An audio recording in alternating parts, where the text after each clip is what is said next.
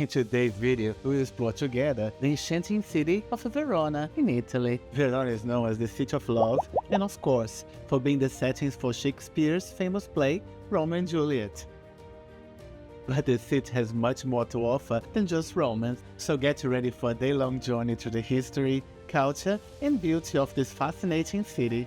And if you like this video, don't forget to subscribe to the channel and press the bell to be the first to know when new videos are available. Between us, I have several other videos about my adventures on cruises and dry land, exploring cities in Europe, Egypt, Asia, and more coming to the channel very soon, so stay tuned. But now, it's time to visit the beautiful Italian city of Verona together. Let's go!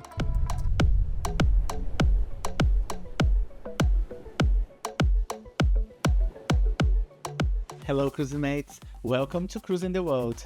I'm Horton Novak, and on this channel we talk about everything related to cruises and travel around this beautiful world. Last September, while in Venice for a few days during my mega adventure, during which I spent almost 6 months visiting several cities in Europe and other continents by land, air, and of course by sea on board of several cruise ships.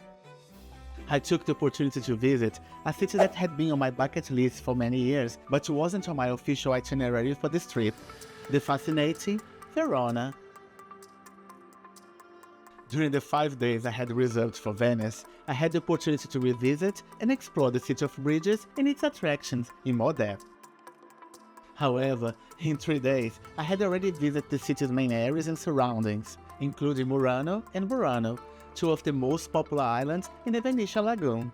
So I couldn't miss the opportunity to expand my visit to the Veneto region and check out the historic and absolutely beautiful Verona. If you want to know more about my visit to Venice, don't worry, I'm preparing a few videos about the city and its surrounding for the channel. Stay tuned. Since Verona is a little over an hour away from Venice by train, I decided to wake up early and spend the day exploring the city's beauties and attractions. In this video, I'll let you know everything about my visit and the must-see and do things in the city if you want to visit for a day or many. Verona is a medieval city built on the banks of the winding Adige River in the Veneto region in northeastern Italy. The city is also one of the main tourist destinations in the region, not only because of its artistic heritage, cuisine, and various annual fairs and shows, but also because it is known as the setting for William Shakespeare's famous play, Romeo and Juliet. A short scenic 20-minute walk took me from the train station to the historic city center. However, public transport and taxis are also available outside of the train station, taking about 10 to 15 minutes to complete the same journey.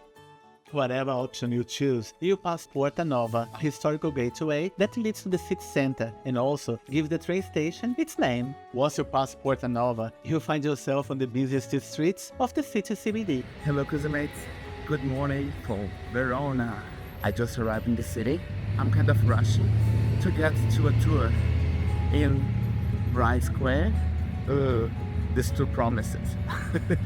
But Porta Nova is just one of the many historic gates scattered through Verona. Porta Borsari, which dates back to the 1st century AD, was the main entrance to the ancient Roman city. Originally called Porta Lovia, in honor of the god Jupiter, this gate was decorated with an impressive marble facade and inscriptions that can still be seen today. When you're passing through this gate, you are literally passing through where the Romans entered Verona more than 2,000 years ago. Of course, the entrance to the historic city center is marked by another beautiful, albeit much more modern, gateway, the Portale della Bra. This imposing structure consists of 2 arches connected by a section of the original wall that was part of the city's ancient fortifications. The portal, which also houses an imposing clock between its 2 arches, symbolizes the transition between the bustling city's exterior and the cultural and historical environment that awaits visitors on the other side of the structure at Piazza Bra.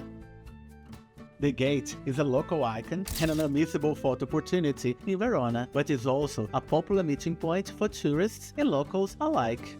Step through the portal and you'll be in Piazza Bra, or simply Bra, as the area is known to the locals. The Piazza Bra is the largest square in Verona and the heart of the historic city center. The beautiful square is surrounded by several historic buildings, cafes, and restaurants, and is home to some of the city's most important attractions, such as the impressive Verona Arena. The Verona Arena is an incredibly well-preserved amphitheater and one of the city's most popular tourist attractions.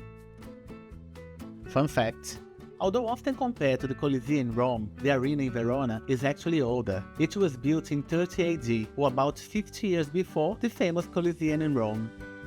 In its heyday, the arena's exterior was covered in pink and white limestone from Valpolicella, which was also credited for its durability. The arena's current appearance is due to a major earthquake in 1117, which destroyed most of its outer ring. However, most of the arena's interior that you see today is the original internal structure. Originally, the Verona Arena could seat up to 30,000 spectators, and was the scene of gladiatorial and wild animal battles, similar to those that also took place in the Colosseum. Today, the arena is still in use and has become the home of the Verona Opera Festival, the city's famous open-air opera season, which began in 1913 and attracts hundreds of tourists every year. Imagine you watching a classical opera in the same place where almost 2,000 years ago, the Romans watched gladiatorial battles. With unparalleled natural acoustics, the Verona Arena is now one of the most important opera venues in the world. In fact, after touring the arena, I was very tempted to spend the night in the city to watch the last performance of Madame Butterfly of the 2023 season. But by the end of the day, I was already exhausted, not to mention that getting a last-minute ticket would be nearly impossible and indeed a fortune. So at the end of the day, I ended up heading back to my hotel in Venice. But attending the opera season in the city will be a great excuse to visit Verona again, don't you think? After exploring the Piazza Bra, take the funicular, which will take you directly to the top of San Pietro Hill. The new state-of-the-art cable car opened in 2017, bringing back an old form of transport they commissioned in 1940. The journey up the hill on the funicular is quick, taking only about 9 seconds, and costs €2 each way. If you prefer to walk, you can climb the stairs and ramps and enjoy the views along the way. But if you don't have much time in the city, like me, the cable car is a much more comfortable and quick option. No matter how you get there, you'll be rewarded with breathtaking views of Verona from the top.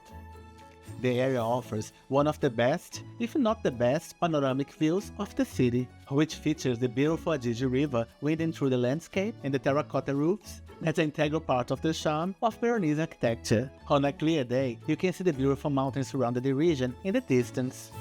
At the top, in addition to the incredible view, you'll find Castle San Pietro.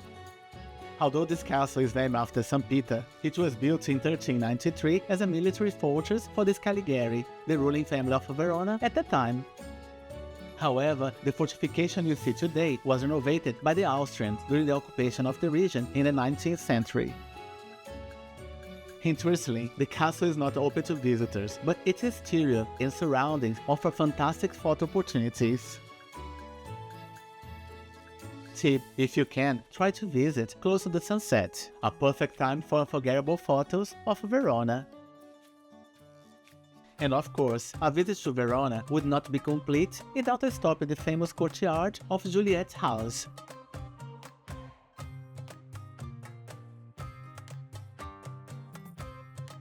Many tourists visit the house's courtyard to see the famous balcony and the bronze statue of Juliet. Most also wait in long queues to follow a rather peculiar tradition, touching the statue's right breast. Superstition holds that this action will bring lasting love, and dozens of people try their luck every day.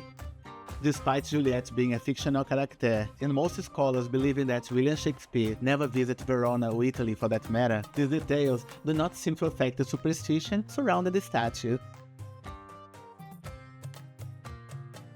Unbeknownst to many tourists, Juliet's house is also a museum, with a collection of paintings, Renaissance-era costumes, and the bed used in Franco Zeffirelli's 1968 film adaptation of Shakespeare's famous play.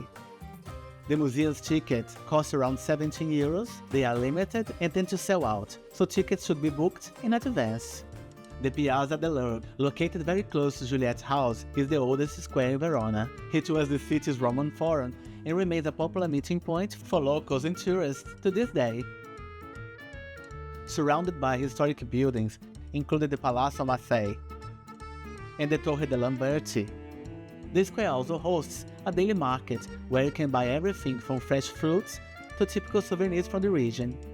The Madonna Verona fountain in the center of the square is a monument dating back to the 4th century and is one of the city's most beloved symbols. Fun fact: Piazza dell'Erbe is known as one of the most beautiful squares in Italy. In the past, it was known for its herb trade, hence its name, Piazza dell'Erbe, the square of herbs. Today, it's a perfect place to relax in one of the surrounding cafes and enjoy the atmosphere. Right next door, we'll find Piazza dei Signori, also called Piazza Dante Alighieri, because of a massive statue of the famous Italian poet and philosopher that stands in the center of the square. This square is also surrounded by important buildings from the medieval era, such as the Palazzo del Capitano, the former residence of the rulers of Verona, and the Palazzo della Regione, which serves as the city court of justice. This area is where you understand the city's historical importance. Interesting fact here is that Dante Alighieri, author of the Divine Comedy, lived in Verona during his exile from Florence in the early 14th century. The statue was erected in his honor in the 19th century and has become one of the most recognizable landmarks in the square. Our next stop is one of Verona's most impressive medieval relics, the Scaligeri tombs. This Gothic-style monument are dedicated to the powerful Scaligeri family, who ruled Verona in the 13th and 14th centuries. Located next to the church of Santa Maria Antica, they stand out not only for being protected by intricate iron railings, but also for their unique style, which includes elaborate sculptures and carvings. The tombs represent the Scaligeri's power, but most of all, the evolution of Italian Gothic architecture. Unfortunately, during my day trip to Verona, I didn't have the chance to visit the interior of the imposing Castelvecchio. Still, it is one of the city's most popular attractions, and I can't help but mention it and add it to the top of my list for my next visit. Castelvecchio is a 14th century medieval castle. It was another military stronghold of the Scaligeri. Today, the castle houses the Castelvecchio Museum, which displays a collection of art, sculptures, and ancient weapons. Next to the castle, the impressive Ponte Scaligero was built as an escape route for the rulers.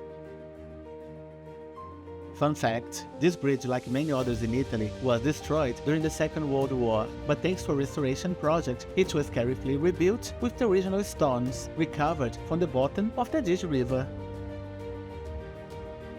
You may be wondering, when's the best time to visit Verona? Well, that will depend a lot on your plans. Spring, April to June, and early autumn, September and October are the best times, with mild weather and fewer tourists. But summer, July to September, brings the opera season and many outdoor events to the city. But be prepared for the heat and crowds that visit Verona at this time of the year. Verona is strategically located in northern Italy, virtually halfway between Milan and Venice. A train from Venice to Verona, or Milan to Verona, takes an average of 1 hour and 10 minutes to reach your destination. Meanwhile, a train from Rome takes about 3 hours to reach Verona. Let's suppose you arrive on a cruise and have already visited Venice and want to see something different. In this case, you can visit Verona while your cruise ship is in Venice, possibly at Ravenna's port, as most large ships are not allowed to enter Venice Lagoon anymore. Of course, this visit will depend mostly on how long your ship is in port. If time is not a problem, the best option in this case would be to take an excursion from the cruise ship, which will wait for your return in case of delays. Most major Italian cities have excellent rail connections, which make it easy, fast, and affordable to visit Verona and other cities in the country. Verona beautifully blends the old and the new. Whether you're looking for history, romance, or culture, there is something for everyone there. Thank you for joining me on this journey. I hope you enjoyed. Please subscribe to the channel and hit the bell to be the first to know when the next video is up. See you in the next video.